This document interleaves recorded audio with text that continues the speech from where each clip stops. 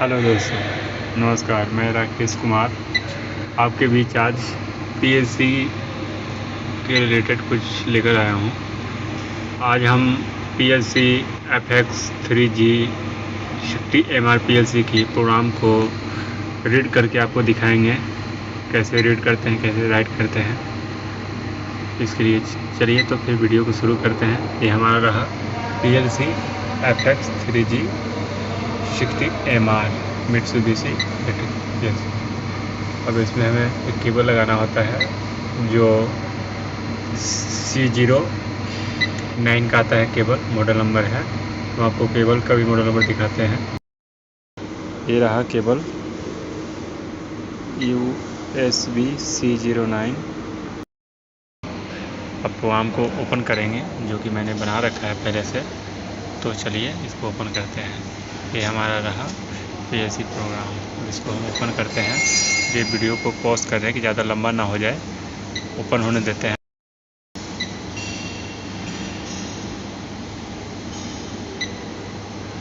तो चलिए हमारा ये प्रोग्राम ओपन हो गया है। अब हमें इसे ऑनलाइन पे लेना है। ऑनलाइन लेने के लिए हमें यहाँ पे आना होगा मॉनिटर वेट में, और इस पर इसके दोनों को केस करना होगा और ओके करना है। अब हम प्रोग्राम में जा चुके हैं। अपने ये प्रोग्राम ये जो सारा यहाँ दिख रहा है, तो ये अभी रनिंग में है, जो कि चल रहा है। ये सारे रनिंग में है।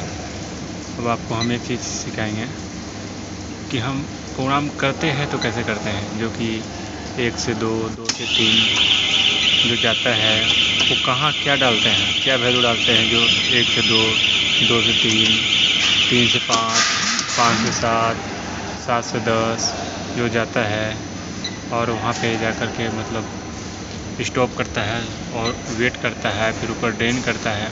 वो टाइम कहाँ पे डालते हैं, तो चलिए वो हम आपको दिखाते हैं। तो हम सबसे पहले हम आएंगे, डिफाइंड करेंगे। डिफाइंड करने के लिए कंट्रोल F करेंगे। कंट्रोल F करने के बाद यहाँ पर आ जाएगा D200, डेटा रजिस्टर है D200।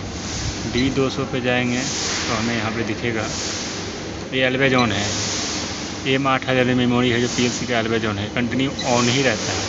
तो इसे कुछ नहीं, इसे हमें देना होगा। अब देखिए D आपको दिख रहा होगा, अगर नहीं दिख रहा है तो मैं इसको रेट में करता हूँ, जो कि आपको दिखेगा।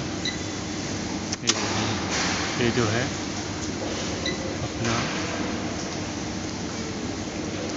D200, एक है K1।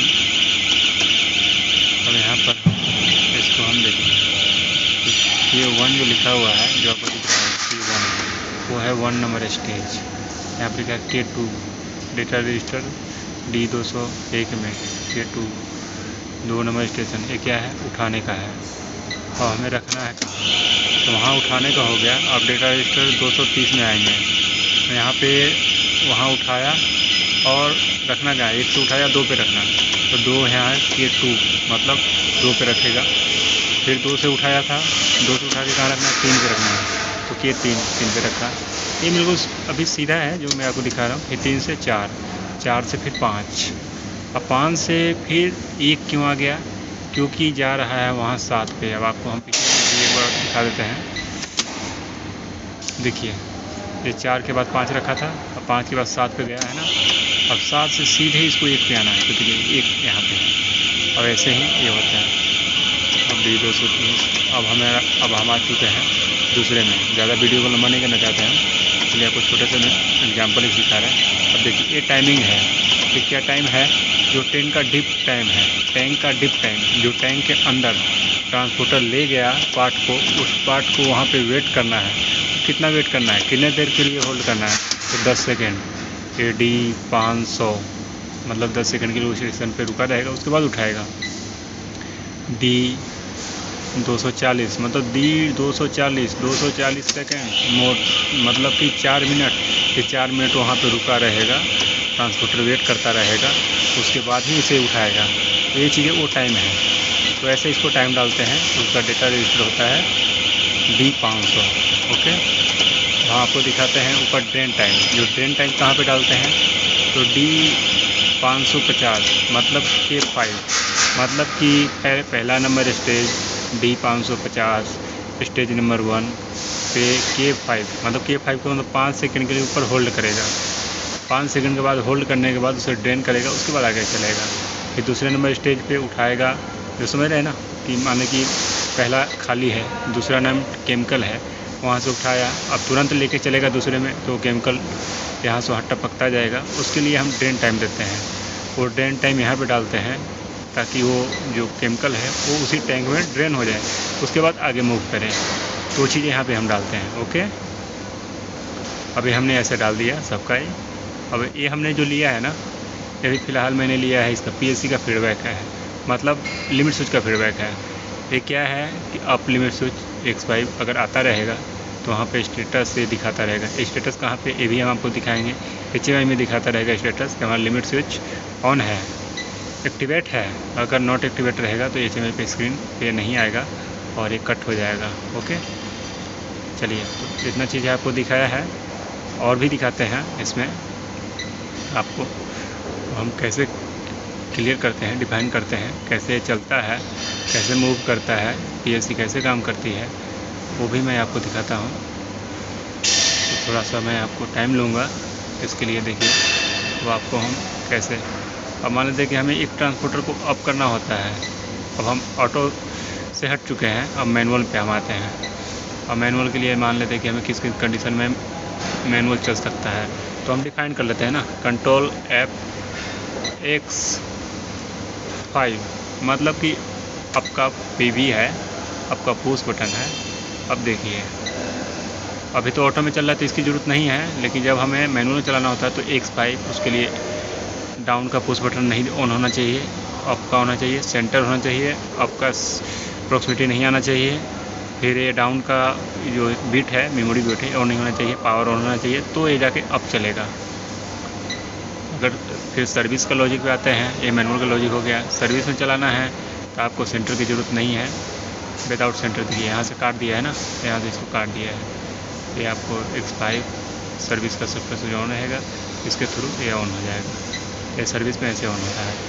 फिर ये अप का हो गया, ऐसे ही सेम आपका डाउन का आएगा। तो देखिए, डाउन का है, डाउन में डाउन का बटन दबना चाहिए, उसमें आपका पुश बटन नहीं दबना चाहिए, सेंटर होना चाहिए, पावर मतलब ये जो है ऑटो ऑफ रहना चाहिए, डाउन का प्रॉक्सिमिटी मतलब नहीं रहना चाहिए, तभी जाकर डाउन होगा ना। मान लीजिए आता रहेगा तो कैसे डाउन होगा, तो उसी बीच में है। अभी ऑटो में चल रहा है इसलिए आपको नहीं दिख रहा है, मैं वो भी दिखाऊंगा आपको। तो ऐसे अब फॉरवर्ड करते हैं, तो फॉरवर्ड करने के लिए भी वही कंडीशन है, अप या डाउन, कोई एक कंडीशन में आएगा आपको मैनुअल चलाने के लिए, या अप रहना चाहिए या तो डाउन रहना चाहिए। क्यों, ये अगर मान लेते हैं कि बीच में किसी ने कर दिया है और सेंटर पे नहीं है, सेंसर पे नहीं है, अप या डाउन में पूरा पोजीशन में, अब बीच में बास्केट ले रखा हो और किसी ने मैनुअल दबा दिया, तो क्या होगा, वो एक्सीडेंट हो जाएगा, कहीं टकरा जाएगा, कहीं टूट जाएगा। इसलिए हम डाउन को प्रॉक्सिमिटी देते हैं, डाउन या अप, कोई एक मूवमेंट दे दीजिए, उसके बाद आप फॉरवर्ड बस चलाइए, कोई दिक्कत नहीं चलेगा। लेकिन हाँ, सर्विस में वो चीज़ें नहीं देते हैं। सर्विस में इसलिए नहीं देते हैं ताकि सर्विस में तो आदमी चला रहा है तो दिख ही रहा है ना, उसको जितना दबाएगा उतना ही चलेगा, तो इसलिए हम सर्विस में दे देते हैं कि देखिए आपका ये है, इसकी नहीं ज़रूरत पड़ेगी, यहीं से डायरेक्ट है पावर ऑफ रहेगा, यहाँ से ऐसे चल जाएगा, है ना। यहाँ से आप दबाएंगे, सर्विस का इनपुट देंगे, फॉरवर्ड का बटन दबाएंगे, यहाँ से ऑन होगा, यहाँ से ऑन होगा, ऑटो ऑफ रहेगा, पावर ऑन रहेगा, बस फॉरवर्ड चल जाएगा। वैसे ही सेम होता है रिवर्स का, रिवर्स में भी वही कंडीशन है सेम।